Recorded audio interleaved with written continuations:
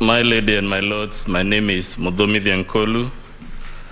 My senior started addressing you on the fictional aspects of the case before you, and I'll focus on showing you why it is fiction. And in the literature and the arts, they talk of several genres. When we thought about this matter, we thought the fiction before you is of the genre called Tragicomedy. That is a combination of comedy and tragedy.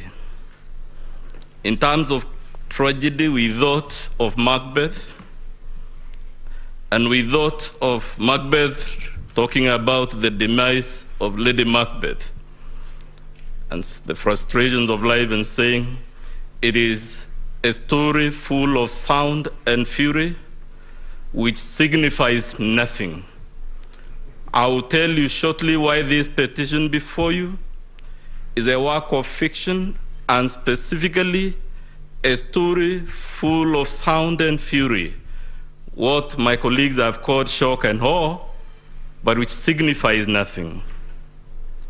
We thought of the comical bit of this case, that we have to engage this eminent court to hear spurious allegations. And the comedy we thought about is called Much Ado About Nothing. And we'll be hoping to persuade you that the case before you is not only full of sound and fury but signifying nothing, but is much ado about nothing. Lastly, we came closer home and thought of a work of fiction in the realm of comedy and tragedy by a son of East Africa called Shaban Roberts. That work is called Kusadikika. And many of you, my lords and ladies who have read it, you will find it is a work in which people are invited to believe every allegation, however spurious, however preposterous. And we suggest to you that maybe the petitioner himself is taking you to be that country called Kusadikika by Shaban Roberts, in which if you're told the sun rises in the north, you don't apply your mind. Your challenge, my lady and my lords, is who do you believe amongst all these people with stories and counter stories? Is it the man whose name combines the names of two saints, John and Mark, and that name, Githongo,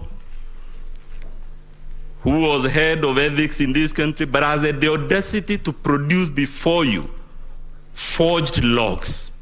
And when he is called out, instead of profusely apologizing, he says you yet another affidavit full of ifs and buts.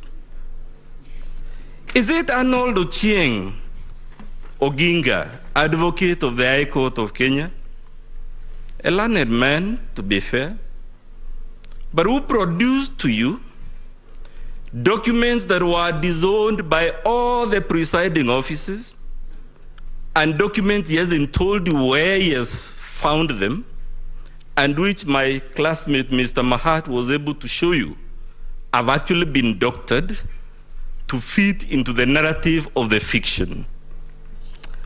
Or, my lord, are you going to believe Githongo when he tells you that the undisclosed man was demonstrating to him a Form 34A for governor, even though we all know the results for governor are not streamed on the public portal?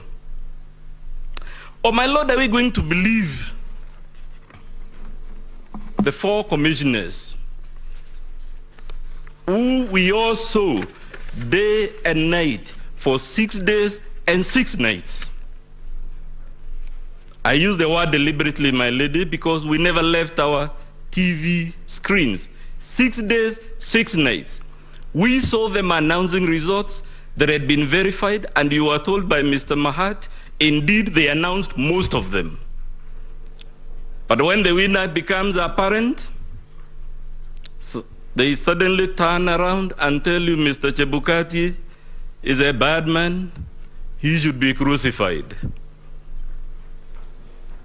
Are those the people we are going to believe, my ladies and my lords? Or are we going to believe the petitioner himself when he tells you in his petition and affidavit that the Honorable William Ruto intercepted, altered, staged, and then dumped Form 34A on the e-portal? My lady, why we thought this was the most elementary attempt at the fiction, if you do your math, what the petitioner was telling you is that the Honorable William Ruto was intercepting and changing on average 23 Forms 34A per second in the span of 8 minutes that he claims we staged, dumped, and altered over 11,000 Forms 34A. A question was asked yesterday, my lady, how do you and when do you change a Form 34A?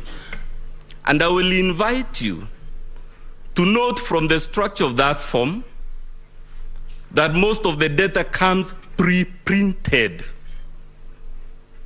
The name of the polling station is pre-printed, the serial number. So the only things you would alter on that form are actually the things written by hand, either by the presiding officer or by the agent or the deputy presiding officer. 3 clusters of people. In the event there are 4 agents, we are talking handwritings of about 7 people. And you're being told the Honorable William Ruto had the capacity to intercept these forms, 11,000 of them in 8 minutes, and alter them. It is in the realm of fiction. And I suggest perhaps politicians should stick to politics and leave fiction to artists. Or are you going to believe, my lady, when you're told that the Honorable William Ruto had this young man with a laptop at the National Tallying Center, and that this is the laptop he was using to do these things called dumping, staging, and whatever not? I think we may have our own views about various citizens, my lady and my lords, but I am struggling to understand who is this fraudster that would walk to a laptop not in some remote place, some inaccessible place where all he has is the network, but he would go to the National Tallying Center with a laptop, and the only reason he has that laptop is to intercept results in the full glare of our TV cameras, in the full glare of all those security men and women that are in that tallying center, under the eagle eye of all the agents. It is simply spurious.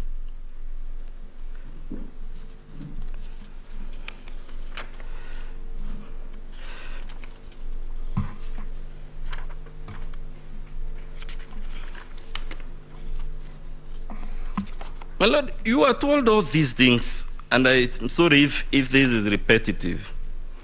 The least we would expect is you to be shown a Form 34A that was altered, and not the ones they have cooked as a work of fiction.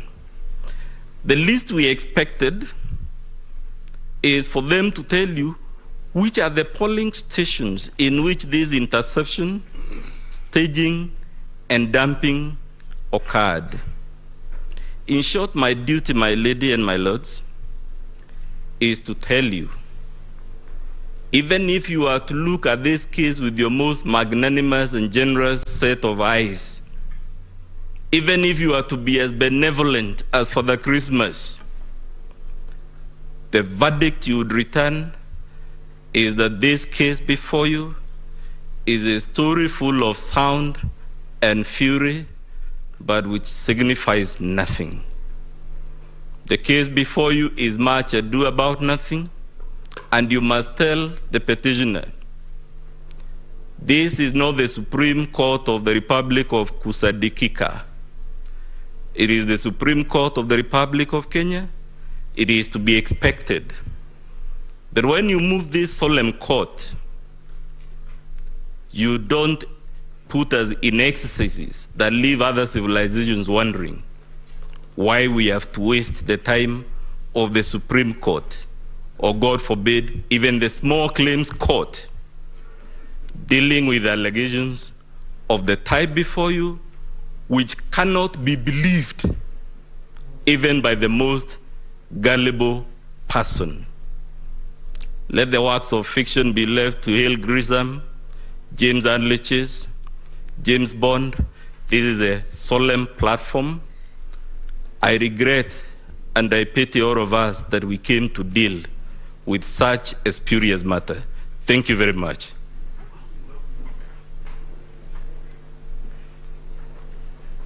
I see the ground now, my lady, to my learned friend, Melissa Ngania. She'll take over on issue number 4 and 5.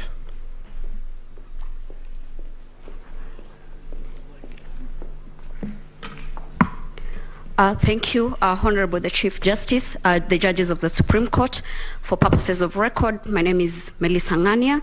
I'm going to address the court basically on issue number 4 and 5 as framed by the court.